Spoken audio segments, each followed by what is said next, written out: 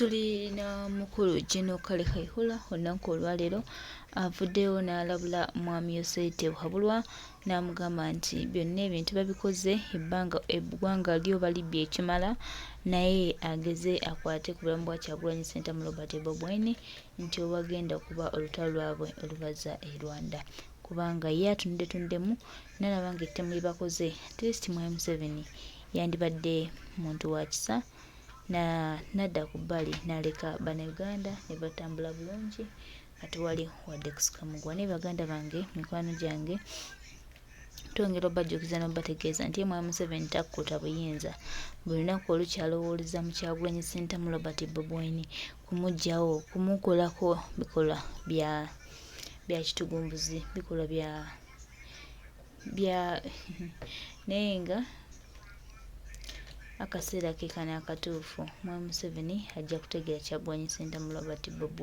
yani nga bw'alowooza nti munnamagye nnyo naffe ebyamagye tujja byambala era tujja bitwalira ddala nga bino ttambula kyekyo baganda baffe mikwano gya omuntu alinamu akasente tomalaga mu compromise nga tomukozesa bya kisiru. That's why we balabya akasente baba bagala bafaakuzeewo, they moving so fast okulaba nga bayingirawo temubayitako. N'ekyo si ekindeese mu transaction zino zonna ezitadde abasajja bano ku bunkenke. Njagala nkubuuze gwandaba oyinako sene mmeka bw'omala okulaba akatambi kano kengenda okuzannyira ojombuulire nti kwezo sente zibatadde ku bunkenke ze baagala okuregulatinga gwe kwezo transaction ezijja mu Uganda abanayuganda ze bafunye abaabuuka edda gw'oyinako mmeka? Mr. Chairman, a lot of transactions are getting on the digital platforms. You are aware about these crypto assets. Yeah, you may not want them, but let me give you some experience. I was recently attending a ministerial meeting on the Global Assets Framework, meeting ministers from all over the world. And it's a problem. It may not be a problem per se, but it is a challenge because a number of transactions are happening, especially on the Bitcoin, using Bitcoin. A lot of transactions. And these transactions are not being managed anywhere because they are not regulated. I was surprised to see that even in Uganda, the number of operators, just from a few that were reported from one of the member countries, because we are members of that global network, over $700 million in transactions were reported. Yeah, from Uganda, just Uganda alone. They are actually companies servicing these people, but they are not regulated. Bank of Uganda is not responsible for them. Nobody is responsible for them. Now we are working globally to see how member countries can deal with these transactions. Ekibuzo kikyaliwo baliyo mu bisenge by'obufuzi sente ziyingira through cryptocurrency zibatadde ku bunkenke gwe nkubuzo inako mmeka? Omanyife bwe tulaba ebintu we move in so fast okujja okubabuusa nti abaayi don't be left out ensi etambula egenda ku web 3 biri abantu be badde bafuna sene nga bamaze kutuyana. There is a new way. Ensi etambula kati ogenda ku web 3 jangu osome come and seek knowledge. Nga bw'omanya emboozi z'abaalemwa abaavu bakuŋŋaana ne bawaŋŋana amagezi n'atandika okugamba nti ebyo scam eyo scam. If it is a scam, lwaki bano bandibadde babeera ku bunkenke ne batuuka n'okudikira yalinga sente ezo oba okuzikonsidalinga nti ziri very dangerous olw'okuba teziri regulated. If it is a scam, ezo zemboozi z'abaalemwa babeerawo okuwaŋŋana amagezi.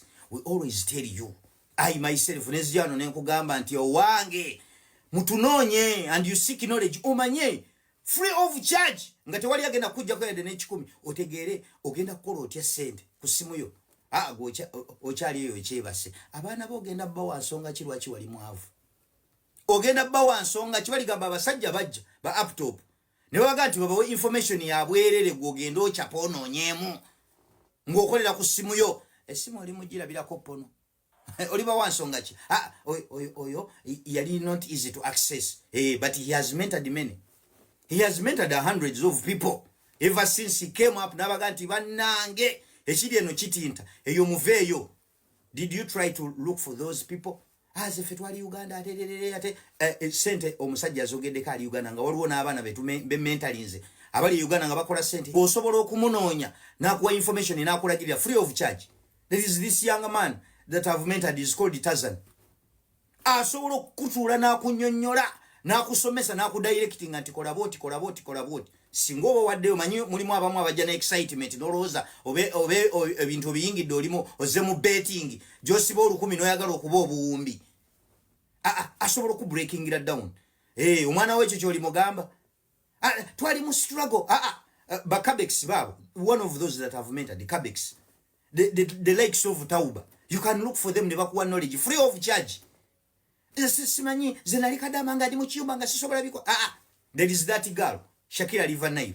She can give you the information. At the same time, she's having her little capital, and she can also give you knowledge.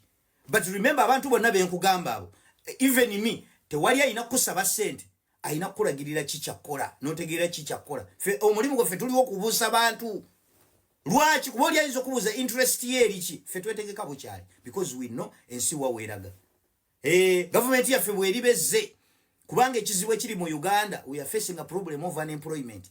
Government yaffe bw'eribezze nga solving a problem ya unemployment, nga cryptocurrency is the solution.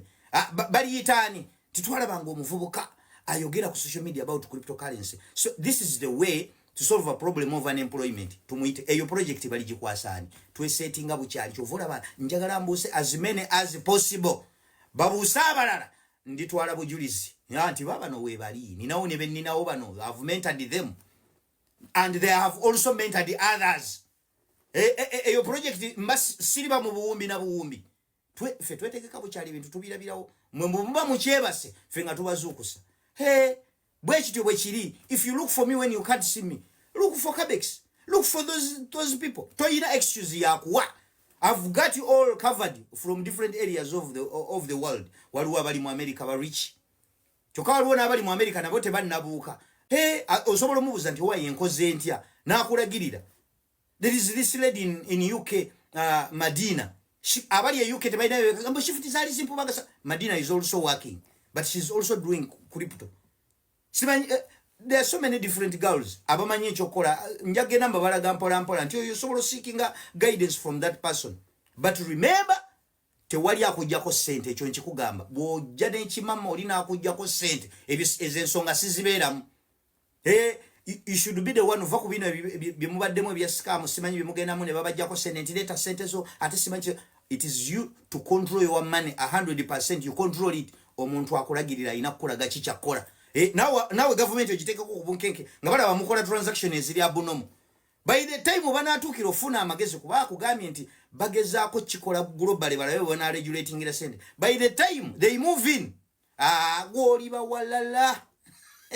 Oliba walala ayina akalala ke yayogedde ne ngamba yeye mujja kiwulira. Now we are working globally to see how member countries can deal with these transactions. They are not a problem, but the people, traders, investors are moving to this. Recently you heard the value of the Bitcoin. It jumped from what? To about $100,000.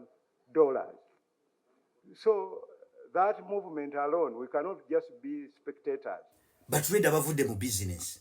Ate nga kituufu bavudde mu business emisolo bwe gibabigise sasula bino duuka simanye enfirizi simanye ebikoze bitya simanye ebiki abantu bwe babuuse esawe no business bazikuloze. There are so many people I've seen who have closed the business nga ye takyali mu ebyo kasita yazula naga n'ategeera ekyokola ekikulu kuyiga kyakola tojja na kimama manyi mulimu ababeera awo mbu nina seneza inajja n'ekimama n'afundikira nga agenda akabatwa wange tuleke seneza ezafiiridde mu kulipito oyina okutegeera ki ekyokola. That's why ababadde bacontacting nze nga mugabo oba toli ready kuwaayo obudde kuyiga tontawaanya kuba ojja genda otuwolomera seneza ge ezafudde because you don't want to understand ki kyogenda okuteeka mu ssente zo.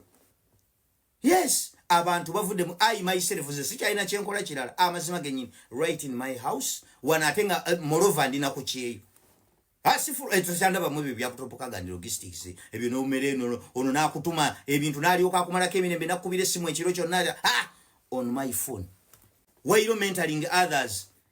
Manyiti government eyo bwerijja nkakasa terina erabira kubanga ekizibu kyeyina it has to be solved ekya unemployment. So gwobobo kyebase nonya abantu abo benkula za abenjawulo era abalala nja kujjamu babalaga with the time nti nze bwe batonfunye kubasinza baby gikamwe na muli banji ono nakujira nono omulimu gwe fetuli okubuusa bantu lwaki kuboli alizo kubuza interest yeri ki fetwetegeka bukyali because we know ensi waweraga government yaffe bweribeze kubanga ekizibu ekiri mu Uganda we are facing a problem of unemployment. Government yaffe bweribeze nge solving a problem ya unemployment nga cryptocurrency is the solution. Bali yitani titwala bango omuvubuka ayogera ku social media about cryptocurrency. So this is the way to solve a problem of unemployment. Tumuite eyo project bali jikwasani twe setting up kyali chovola ba njagala mbuse as many as possible babusabalala nditwala bujulizi nti baba no we bali ninawo ne beninawo bano have mentored them and they have also mentored others. Eyo project mbasi siliba mu buwumbi na buwumbi fe twetegeka bukyali bintu tubirabirawo mwe mumba mukyebase fe nga tubazukusa bwekityo bwekiri. If you look for me when you can't see me, look for Cabex, look for those people. Toyina excuse yakuwa. I've got you all covered from different areas of the world. Waliwo abali mu America ba rich kyokka waliwo n'abali mu America nabo tebannabuuka. Osobola omubuuza nti owaye enkoze ntya n'akulagirira. There is this lady in UK, Madina. Abali ya UK tebalina ambo shift zali simple bagasa. Madina is also working, but she's also doing crypto. There are so many different girls. Abamanyi ekyokola njage namba balaga mpola nti you solo seeking guidance from that person. But remember, tewali akujjako sente ekyo nkikugamba. Bw'ojja n'ekimama olina akujjako sente ez'ensonga sizibeeramu. You should be the one uva kubino byemubaddemu ebya scam simanyi byemugendamu ne babajjako sente nti leta sente zo ate simanyi.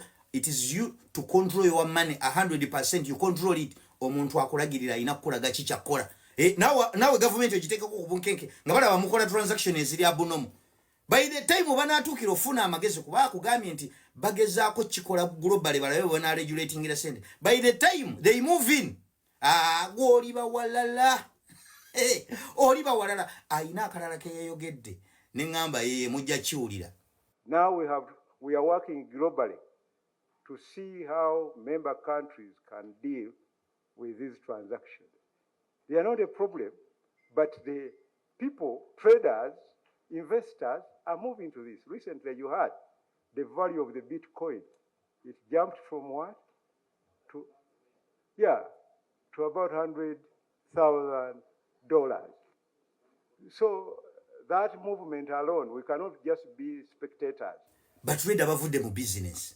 Ate nga kituufu bavudde mu business emisolo bwe gibabigise sasula bino duuka simanye enfirizi simanye ebikoze bitya simanye ebiki abantu bwe babuuse esawe no business bazikuloze. There are so many people I've seen who have closed the business nga ye takyali mu ebyo kasita yazula naga n'ategeera ekyokola ekikulu kuyiga kyakola tojja na kimama manyi mulimu ababeerawo mbu nina seneza inajja n'ekimama n'afundikira nga agenda akabatwa wange tuleke seneza izafiridde mu kulipito oyina okutegeera ki ekyokola. That's why ababadde bacontacting nganze nga mugabo batoli ready kuwaayo obudde kuyiga tontawaanya kuba ojjagenda otuwolomera eseneza ake ezafudde because you don't want to understand ki kyogenda okuteekamu ssente zo. Yes, abantu bavudde mu myself ze sikyalina kyenkola kirala amazima genyini right in my house wanatenga moreover ndina ku kyeyo asifu etuchanda bamwe byakutopokaga ndi logistics ebyo no mereno ono nakutuma ebintu nalyoka akumalako emirembe nakubira simu ekiro kyonna on my phone. Why you mentoring others? Manyiti government eyo bwerijja nkakasa terina erabira kubanga ekizibu kyeyina it has to be solved ekya unemployment. So gwobobo kyebase nonya abantu abo benkula za abenjawulo era abalala nja kujjamu babalaga with the time nti nze bwe batonfunye kubasinza baby gikamwe na muli banji ono nakujira no you can. I've given you alternatives and I will be also giving you more alternatives. Bemanyi these people are trustworthy, they know what to do, they will not take advantage of you. Now we talk is taking advantage of tewaba wakujjako sente zo buli kimu ayina kukulaga butya bw'okyekolera n'oyola akasente. Gwe ne bw'oba tonjagala katwewalanire nga tuli bagagga noonya oba tusobodde kunoonya use those ones because I know I have some enemies here who don't like me, but when it comes to business tujja kugattagana oba noonya abo b'ementalinze twewalane empalana y'omugagga tefaanana na ya mwavu. Twewalane nga tulinamu kantu dani okuwalana nga tuli baavu kuba mmanyi bw'obaamu n'akantu n'okunziika ojja kunziika nebbugo ojja ddiwa ngoga wayi akasajja nali sikaagala naye ate kambuusa wano nengezaako okubositinga mu byenfuna byange. So byebyo I will be coming with more. Sijja kubaleka kwebaka kuddawo kusumagira gavumenti yomwino giteekako ku bunkenke ne sente za crypto. Yes, them call me up to boss. I've mentored many. Toyina kyogenda kwekwasa. Even there is a girl here in Korea, she's a student.